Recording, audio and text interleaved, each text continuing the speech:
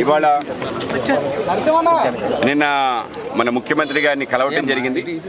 రాష్ట్రంలో మహిళా బిల్లు తీసుకురావడం కోసం రాష్ట్ర ప్రభుత్వం ద్వారా పెద్ద ఎత్తున ప్రచారం చేయాలని చెప్పి నిర్ణయించడం జరిగింది.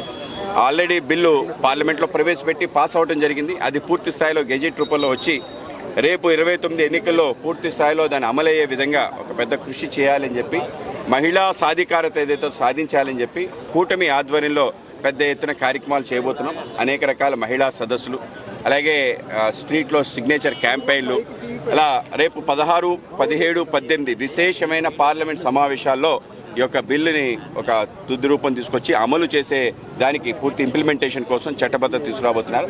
కనుక దానికి స్వాగతం పలుకుతూ పెద్ద ఎత్తున కార్యక్రమాలు రాష్ట్ర వ్యాప్తంగా చేయాలని చెప్పి నిర్ణయించాం. ఆ విధంగా ముందుకెళ్తాం.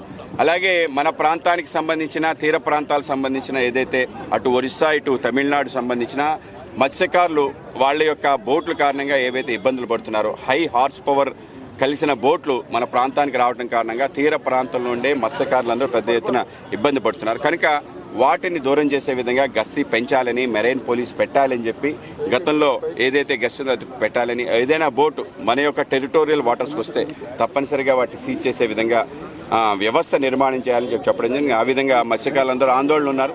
సుమారు 180 గ్రామాల మత్స్యకారులందరూ కూడా గత నెల రోజులు బట్టి ఆందోళన చేస్తున్నారు. కనుక వాళ్ళందరికీ కూడా వెసులుబాటు ఇచ్చే విధంగా ప్రభుత్వం నిర్ణయం తీసుకుంది. ఆ విధంగా రాష్ట్రంలో అందరి సంక్షేమాన్ని చూసే విధంగా కూటమి ప్రభుత్వం ఆధ్వర్యంలో ముందుకెళ్తాం. అలాగే కేంద్రం అమరావతికి చట్టబద్ధత ఇవ్వటం, అలాగే రేపు మహిళా బిల్లు కూడా చట్టబద్ధత ఇచ్చి ముందుకు తీసుకెళ్తాం. దాంట్లో మీ అందరం కలిసి భాగస్వాములై ఆ విధంగా విజయం సాధించే దిశగా అడుగులు వేస్తాం.